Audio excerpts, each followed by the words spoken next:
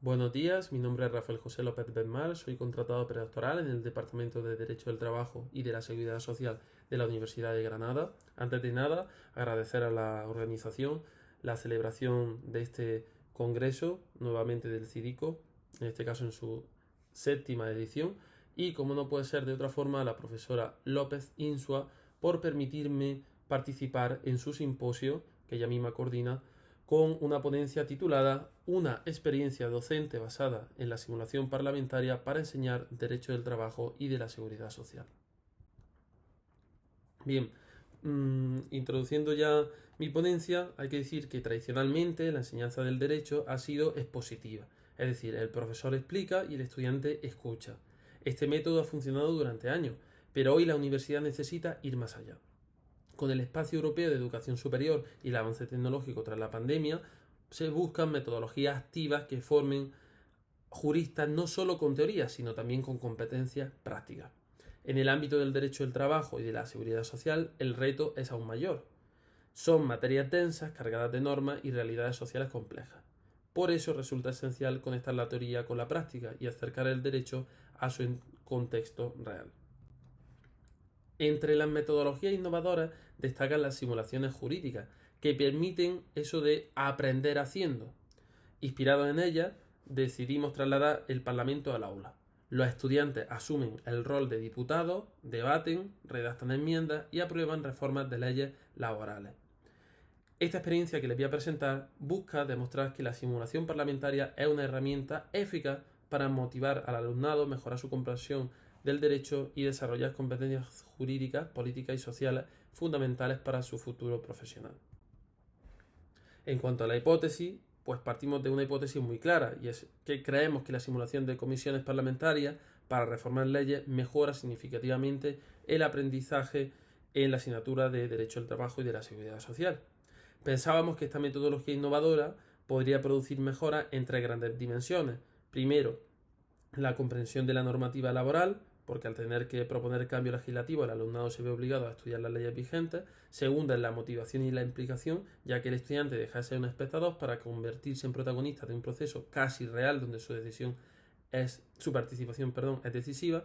Y en tercer lugar, el desarrollo de competencias clave, no solo jurídicas, como serían la interpretación y la aplicación de normas o la redacción legislativa, sino también políticas o sociales, como la de negociación, la oratoria, el trabajo en equipo o la empatía hacia posturas distintas de la propia. Por tanto, confiábamos en que recrear una comisión parlamentaria en el aula no solo iba a reforzar ese aprendizaje teórico-práctico de los contenidos de derecho del trabajo y la seguridad social, sino que también ayudaría a formar juristas más críticos, participativos y cívicamente comprometidos.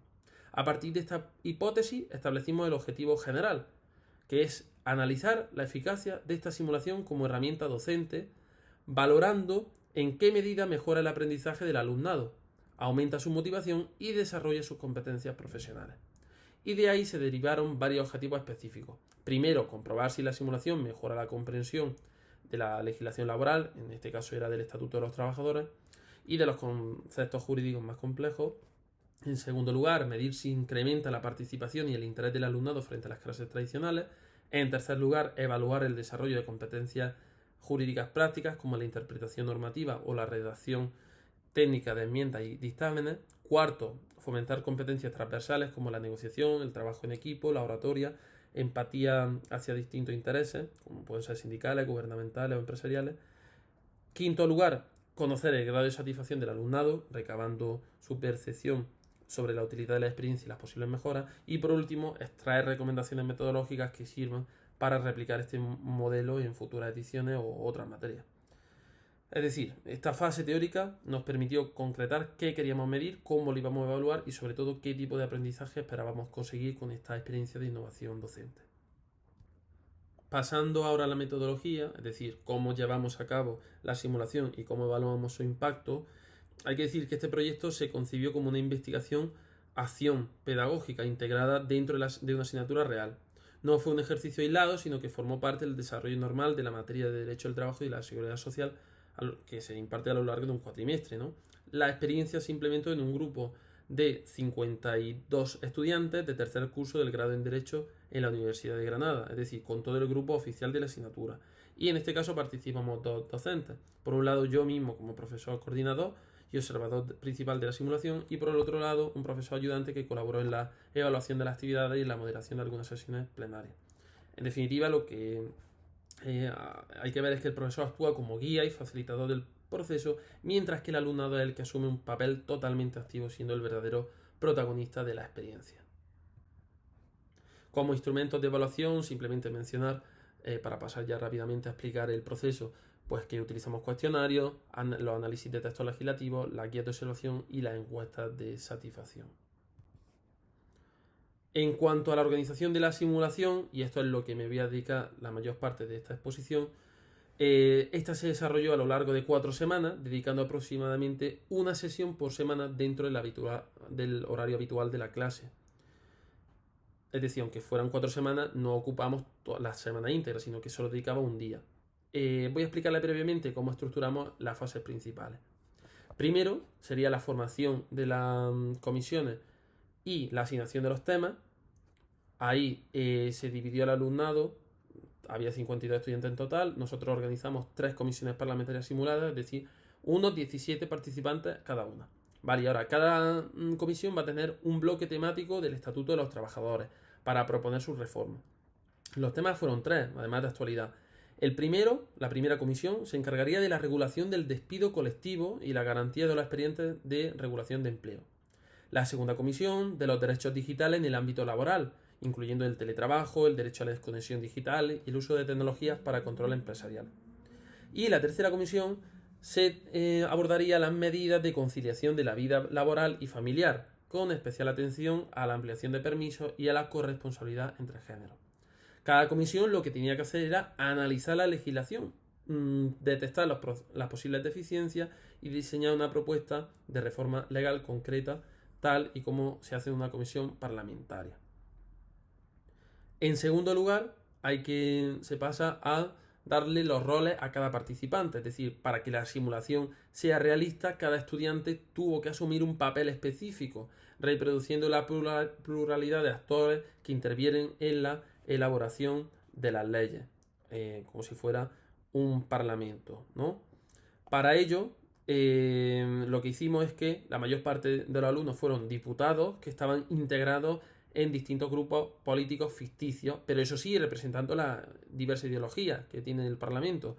Pues un partido de centro-derecha, otro de centro-izquierda, otro de derecha, otro de izquierda. Uno de los alumnos actuó como presidente o moderador de la comisión, encargado de conducir los debates y mantener el orden. Además, se incorporan dos agentes sociales por comisión, que sería un portavoz sindical, que representa a los trabajadores, y un portavoz empresarial, que defendía los intereses de la empresa. Estas figuras intervenían cuando eran invitadas, tal y como ocurre en la práctica real, para ofrecer su posición sobre la reforma en discusión.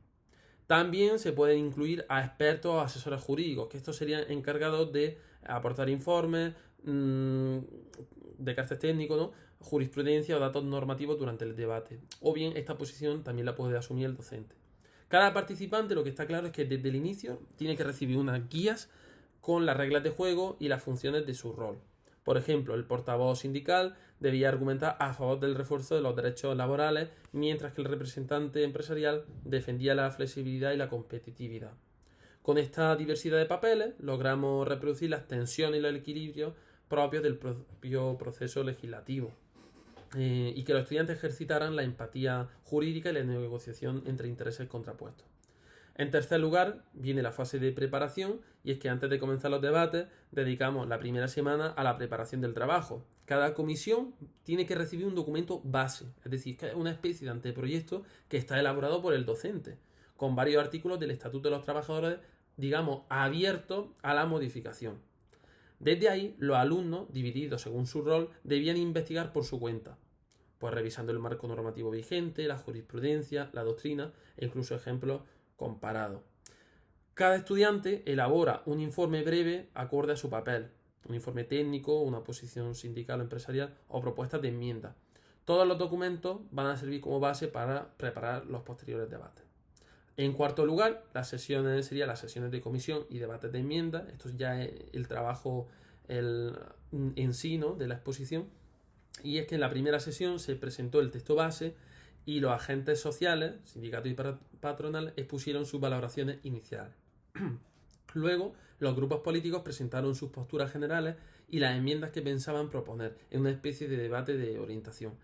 La segunda sesión se debatió artículo por artículo. Los diputados defendieron sus enmiendas por escrito, argumentando desde perspectivas jurídicas, sociales y económicas.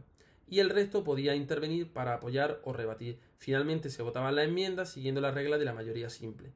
Las enmiendas que son aprobadas se incorporan a ese texto como del proyecto de ley. Y durante todo el proceso el profesor actúa como moderador y observador, garantizando que se participe de forma equilibrada y ofreciendo aclaraciones jurídicas cuando era necesario. Poco a poco quedan todas las enmiendas redactadas y cada comisión entrega un proyecto de ley completo acompañado de una exposición de motivos conjunta explicando la lógica de la reforma. Y la última fase sería la del pleno parlamentario simulado. Ahora, en esta cuarta semana, se celebra una sesión plenaria en una aula grande, como si fuera un hemiciclo. Aquí se pone de presidente a uno de los profesores que actúa como moderador. Y ya con todos los alumnos reunidos en la misma, cada comisión va a presentar un proyecto a través de un portavoz que defendió los argumentos principales.